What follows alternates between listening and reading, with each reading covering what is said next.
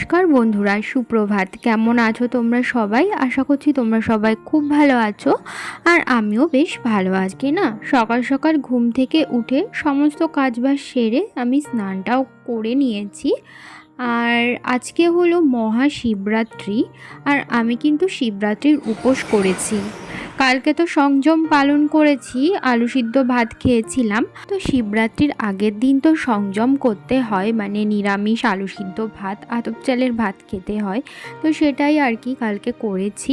আর আজকে দেখো সকালবেলা ঘুম থেকে উঠে আমি কিন্তু স্নান দান সমস্তটাই কমপ্লিট করে নিয়েছিলাম।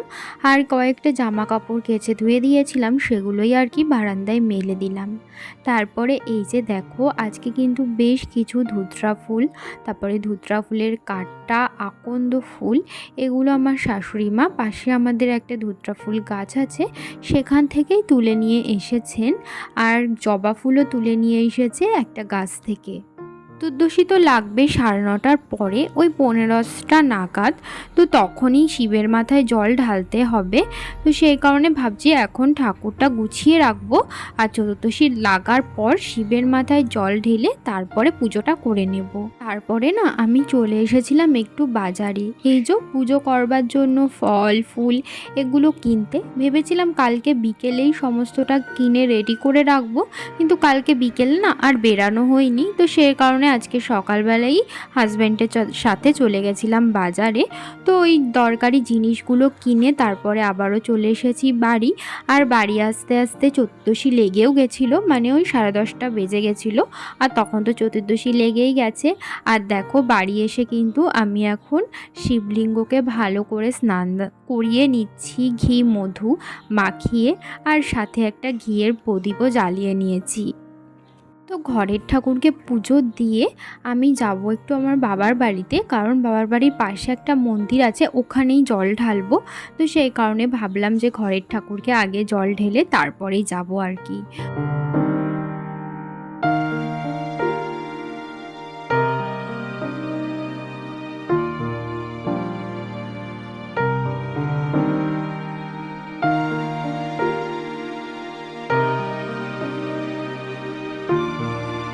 আমার তো জল ঢালা হয়ে গেছে শিবের মাথায়, এখন আমার হাজবেন্ড জল ঢেলে নিচ্ছে।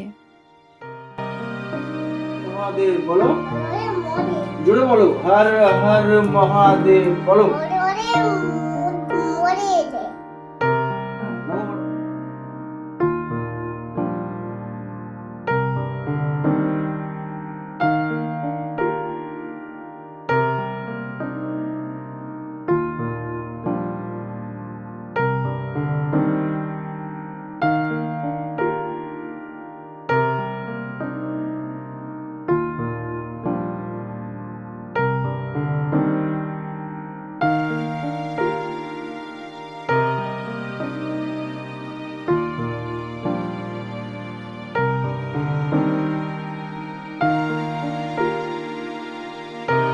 ঘরের পুজো সেরে আমরা কিন্তু দেখো এখন বেরিয়েও পড়েছি, মানে বাবার বাড়ি যাওয়ার উদ্দেশ্যে। তোমাদেরকে তো বললামই।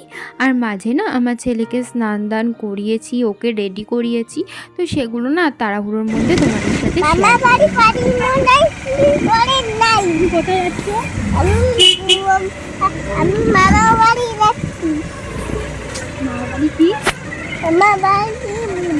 মামা বাড়ি বাড়ির মধ্যে তিলটারে নাই। যে দেখো আমরা কিন্তু পৌঁছেও গেছি, যদিও অনেকক্ষণ আগেই পৌঁছেছি, কিন্তু এখানে এসে না আর সঙ্গে সঙ্গে কোনো রকম ভিডিও বানানো হয়নি। আর এসে দেখছি যে মা পুজো দিচ্ছে, তো মা তো ওদিকে ঘরের পুজো দিচ্ছে। তো আমি ভাবলাম এদিকে মন্দিরে তো জল ঢালতে যাব, তো সেই কারণে থালাটা গুছিয়ে নিচ্ছি, গোটা ফল বেল মানে ফুল বেলপাতা এগুলো সমস্ত কিছু গুছিয়ে নিচ্ছিলাম। আর দুটো বাটা গোছাচ্ছি, তার কারণ হচ্ছে গিয়ে আমার বোনও যাবে, মানে আমি আর আমার বোন দুজন মিলেই যাব জল ঢালতে শিবের মাথায়। তাই আমার আর আমার বোনের বাটাটাই গুছিয়ে নিচ্ছিলাম। আর এই যে দেখো এখানে কিন্তু ফুলও রেডি করে নিয়েছি। এখানে আকন্দ ফুলের মালাটা কিন্তু বাড়িতেই গাঁথা হয়েছে, এটা কিন্তু কেনা ফুল না, মানে বাড়িতেই আমাদের আকন্দ ফুল গাছ আছে, সেখান থেকেই ফুল তুলে তারপরে মালা গেঁথেছে বোন। মানে দেখো গোটা ফল দিয়ে দুটো বাটা একদমই গুছিয়ে নিয়েছি, সাথে মোমবাতি, ধূপকাঠি, বাতাসা, মিষ্টি এগুলোও নিয়ে নিয়েছি। আর মা ওদিকে জলটাও রেডি করে নিয়েছে, মানে যেটা শিবের মাথায় ঢালবো আর কি, সেই জলটা ওটা মাই রেডি করে দিয়েছে, ঘি, মধু যা যা দেয় আর কি জলের মধ্যে সেগুলো সমস্তটা দিয়ে। আর এদিকে দেখো মা ফল বানিয়ে নিচ্ছিল, মানে ঘরের পুজো করবে তো সেই কারণে। তো তারপরে আমি চলে এসেছি এখন রেডি হতে। এখন ওই ঘড়িতে 2:30 মতো বাজে। রেডি হয়ে তারপরে আমরা যাব জল ঢালতে। আর বেশি বিকেল করব না, কারণ যত সন্ধ্যা হয়ে যাবে না তত বেশি লাইন পড়বে, আর অতক্ষণ লাইনে দাঁড়ানো সম্ভব হয় না উপোস করে। তো আমি তো এখন একেবারেই দাঁড়িয়ে থাকতে পারি না, আর আজকে তো উপোস করে রয়েছি, আজকে আরোই পারবো না। তো সেই কারণে ভাবলাম যে ফাঁকায় ফাঁকায় গিয়েই জলটা ঢেলে আসি। তো এই যে দেখো আমরা কিন্তু রেডি হয়ে গেছি, আমি আর আমার বোন দুজনে উপোস করেছি, মা উপোস করিনি, মা আমাদের সাথে এমনি যাবে। তো আমাদের বাড়ির থেকে মন্দিরটা একদমই কাছে, ওই 2 থেকে 3 মিনিট লাগে মন্দিরে যেতে আমাদের বাড়ির থেকে। এই যে দেখো আজকে আমি এই শাড়িটা পরেছি, লাল পাড়ের সাদা শাড়ি। এটা পুজোর সময় নিয়েছিলাম, মানে দুর্গা পুজোর সময় অষ্টমীতে অঞ্জলি দেবার জন্য। অষ্টমীর দিন অঞ্জলি দিয়েছিলাম, তারপরে আর এই শাড়িটা পরা হয়নি, তো তারপরে আবার আজকে পরলাম এই শিবরাত্রির দিন। আর এখন আমি ওই যে মা পুজো দিয়েছিল তাই আমি প্রসাদগুলো তুলে নিচ্ছিলাম, তো প্রসাদগুলো তুলে রেখেই আমরা দেখো বেরিয়েও পড়েছি মন্দিরে যাবার জন্য। ভেবেছিলাম আমার ছেলেকে বাড়িতে ঘুম পাড়িয়ে রেখে তারপরে আমরা যাব জল ঢালতে, কিন্তু ও না কিছুতেই ঘুমালো না, মানে মোট কথা ও আজকে সারাদিন ঘুমায়নি, একেবারে রাত্রেবেলা ঘুমিয়েছে। তো অনেকবার ঘুম পাড়ানোর চেষ্টা করলাম কিন্তু ও কিছুতেই ঘুমায়নি, তো সে কারণে ওকে নিয়েই যাচ্ছি। মা ওকে ধরবে আর আমি আর আমার বোন জল ঢেলে নেব। বিয়ের আগে আমি এই মন্দিরটাতেই, মানে এই মন্দিরটাতেই আমি জল ঢালতাম, তো বিয়ের পরে এই প্রথমবার যাচ্ছি মন্দিরটাতে জল ঢালতে। ভেবেছিলাম আসবো না, আমার শ্বশুরবাড়ির আশেপাশেই যেই মন্দির আছে শিব মন্দির সেখানেই জল ঢেলে নেব, কিন্তু আমার বোন বারবার বলছিল আসতে, তো সেই কারণেই এখানে এসে আর কি জল ঢালা। তো যাই হোক দেখো আমরা কিন্তু মন্দিরে প্রায় চলেই এসেছি, আর ওই যে দেখো আমার ছেলে আর মা দুজনে পিছনে পিছনে আসছিল আর আমরা সামনে সামনে। এই যে দেখো মন্দিরটা, এখানে কিন্তু বাড়ির মধ্যেই মন্দির, আর এই মন্দিরটা কিন্তু অনেকই জাগ্রত। আর মন্দিরের চারিদিকে দেখতেই পাচ্ছ একদম গাছপালায় ভর্তি, তুলসী গাছ, নীলকণ্ঠ ফুলের গাছ, নানান রকমের ফুল গাছ আর কি। আর এই যে দেখো এখানে মন্দির, এখানে না 2-3টে মন্দির আছে, তো সবকটা মন্দিরই তোমাদের ঘুরে ঘুরে দেখাবো, এই একটা বাড়ির মধ্যেই 2-3টে মন্দির। তো এই যে আমরা কিন্তু বসেও পড়েছি, যদিও বসে পড়েছি অনেকক্ষণই, শিবের মাথায় জলটা ঢালাও হয়ে গেছে। তারপরে যখন আমরা ওই যে ফুল, বেলপাতা, তারপরে ফলগুলো এক এক করে দিচ্ছিলাম, তখনই আমার মা ভিডিওটা স্টার্ট করে।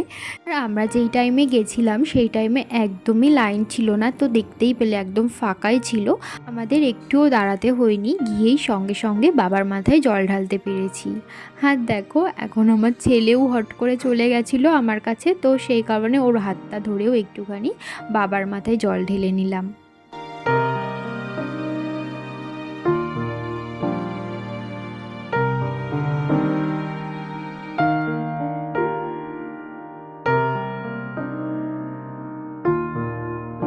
জল ঢালা হয়ে গেছে, এখন সবশেষে ধূপ আর মোমবাতিটা জ্বালিয়ে ঠাকুরকে আরতি করে পুজোটা সম্পূর্ণ করলাম।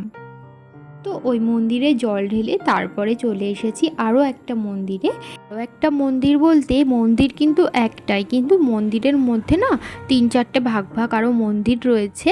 তো আরও একটা মন্দিরের মধ্যে এরকম শিবলিঙ্গ আছে, সেই শিবলিঙ্গটাতেই আমরা এখন আবারও জল ঢেলে নিচ্ছিলাম আমি আর আমার বোন। তো এই মন্দিরটার মধ্যে দেখো সাই বাবা, মা কালী, তারপরে আরও নানান রকমের ঠাকুর রয়েছে। তো বললাম না এটা একটা বাড়ির মধ্যে মন্দির, তো ওই বাড়ির লোকজনেরাই আর কি এখানটায় পুজো অর্চনা করে। আর আমাদের বাবার মাথায় জল ঢালা একদমই হয়ে গেছে, আর এখন আমরা এখানে দাঁড়িয়ে একটু ফটো টটো তুলছিলাম। তো তারপরে এখানে এসে দেখো আমার ছেলে ওর একটা খেলার সাথী পেয়ে গেছে, তো দুজন মিলে বেশ ভালোই মজা করে খেলছিল। আর আমার ছেলে যদি কোনো একটা ওর বয়সী কাউকে পেয়েছে তো ও এত পরিমাণ খুশি হয় যে কি বলবো। ওই যে ওর সাথেও খেলতে পারবে, তো সেই কারণেই আর কি।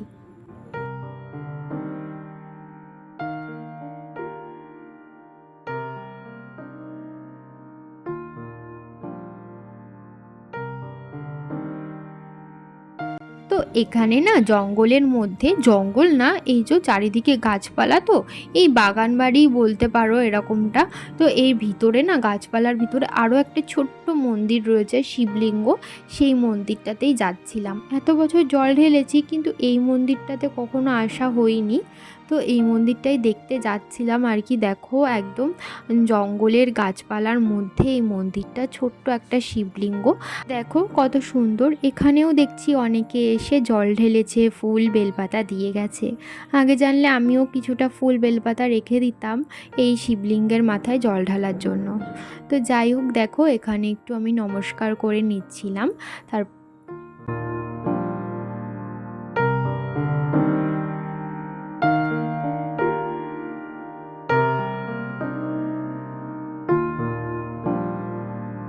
তারপরে আমার বোনও একটু নমস্কার করে নিল। আর এই যে দেখো চারিদিকটা কিন্তু একদমই জঙ্গল মতো, আর এই জঙ্গলের মধ্যেই এই ছোট্ট শিবলিঙ্গর মন্দিরটা রয়েছে।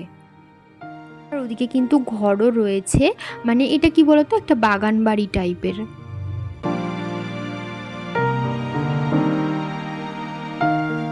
আর এদিকে আমাদের জল ঢালা সম্পূর্ণ হয়ে গেছে। এখন আমরা বাড়ির উদ্দেশ্যে রওনা দেব। আর বোনও ওদিকে একটুখানি গেছিলো গোটা ফল আনতে, মানে প্রসাদ আর কি, একটা বেল, শশা এগুলোই নিয়ে আসতেও গেছিলো।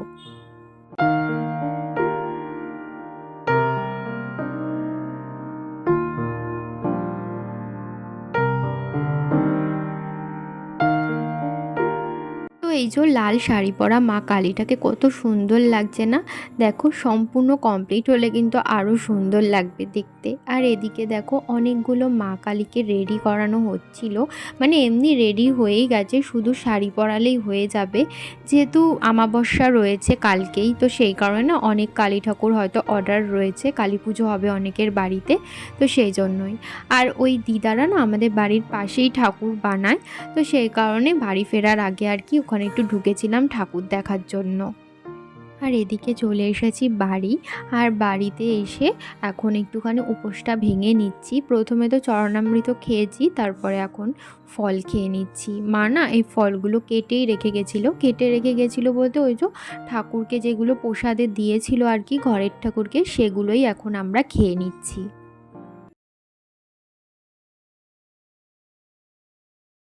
তো এই যে দেখো বন্ধুরা, এখন এসেছি ছাদে। আর এখন সন্ধ্যা হয়ে গেছে পুরো, আর আমাদের জল টল ঢালাও হয়ে গেছে, আর খেয়েও নিয়েছি। এত খিদে পেয়েছিল আর মাথা টাথা ঘোরাচ্ছিল। খেয়েছি মানে শুধু ফল খেয়েছি, আজকে তো শুধু ফলই খেতে হয়, সাবু মাখা খাবো রাত্রে। এখন শুধু ফল খেয়েছি আর চরণামৃত খেয়ে উপোসটা ভেঙেছি, মানে ওই শিবের মাথায় যে জলটা ঢালা হয়েছিল সেটাকে উপোসটা ভাঙলাম। তো চলো, এই যে দেখো আমরা এখন ছাদে এসেছি, ওই যে আমার বোন। আর কি সুন্দর ঠান্ডা ঠান্ডা হাওয়া দিচ্ছে চারিদিকে, খুব ভালো লাগছে। আয় ওর উপরে ওঠে না, ইয়ে ওটা খোলা যাবে না, ওটা খুললে ওর ভিতরে তুমি ঢুকে যাবা, ওর ভিতরে জল ভর্তি। গেছিলাম একটু ছাদে ফটো তুলতে, কিন্তু গিয়ে দেখলাম পুরো চারিদিক অন্ধকার হয়ে গেছে, তো সেই কারণে আর ফটো তুলতে পারিনি। তারপরে চলে এসেছি নিচে। আর নিচে এসে দেখো মা এই জামাগুলো দেখাচ্ছিল আর কি, মানে পুচকুর জন্য বানিয়েছে মা এই জামাগুলো, মানে আমার দাদার মেয়ের জন্য। তো ওই লাল জামাটা মনে হয় ওর ছোট হয়ে যাবে, কিন্তু ওই হলুদ জামাটা দেখো এত সুন্দর লাগছিল না, আমার হলুদ জামাটা মানে খুব সুন্দর লাগছিল। কাঁধের এখানটা আবার দড়ি বাঁধা, তো খুব মানে বেশ ভালো লাগছিল। আর হলুদ জামাটা মনে হয় ওর হয়ে যাবে, কিন্তু লাল জামাটা ছোট হয়ে যাবে। এদিকে দেখো আমার বোন, এটাই বলছিলাম আমি, ও আজকে আর মনে হয় শাড়ি খুলবে না। মন্দির থেকে বাড়ি আসার পর থেকে ওই যে ওর ফটো তোলা রিলস বানানো শুরু হয়েছে, তো এখনও থামিনি। 8টা সাড়ে 8টা অবধি ও রিলস বানিয়েছে আর ফটো তুলেছে। তো যাই হোক, দেখো এখনকার এনার্জি আলাদাই থাকে, মানে বিয়ের আগে একটা আলাদাই এনার্জি থাকে, কিন্তু বিয়ের পরে না আর সেই এনার্জিটা থাকে না। আর বাচ্চা কাচ্চা হয়ে গেলে তো আর একেবারেই থাকে না। দই আনবো। কি দই আনবি? টক দই না মিষ্টি দই? মিষ্টি দই? মিষ্টি দই। মিষ্টি দই। কে খাবে মিষ্টি দই? আমি খাবো।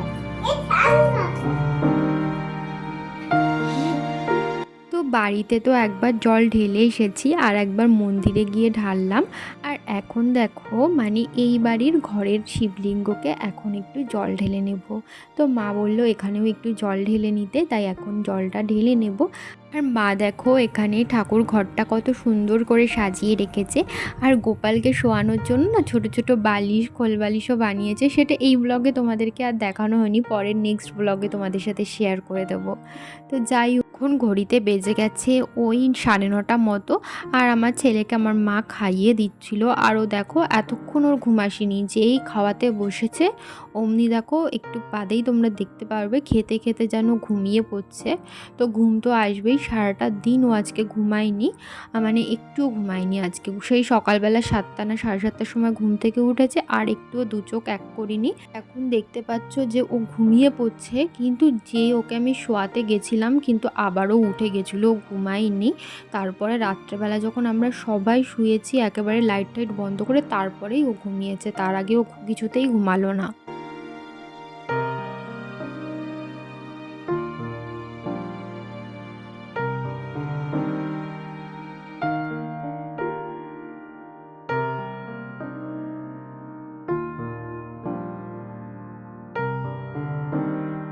এই যে দেখো এখানে মা মাখছিল সাবু, আর কেটে নিয়েছে ফল, কারণ রাত্রেবেলা তো আমরা আজকে সাবু মাখাই খাবো, যেহেতু উপোস করেছি আমি আর আমার বোন। সাবু মাখা আর ফল খেয়েই শুয়ে পড়বো। আর এদিকে আমার বোন টিভি দেখছিল, আর আমার ছেলে ওর মতো বদমাইশি করেই যাচ্ছিল। তো এই তো এখন আমরা এই সাবু মাখাটা খেয়ে ঘুমিয়ে পড়বো। তো চলো বন্ধুরা, আজকের ভিডিওটা এই পর্যন্তই। তোমাদের সাথে আবারও দেখা হবে নতুন একটি ভিডিও নিয়ে। ততক্ষণের জন্য তোমরা ভালো থেকো, সুস্থ থেকো, সাবধানে থেকো, আর অবশ্যই কিন্তু আমার পাশে থেকো। তাহলে আজকের মতো এখানেই টাটা, শুভরাত্রি।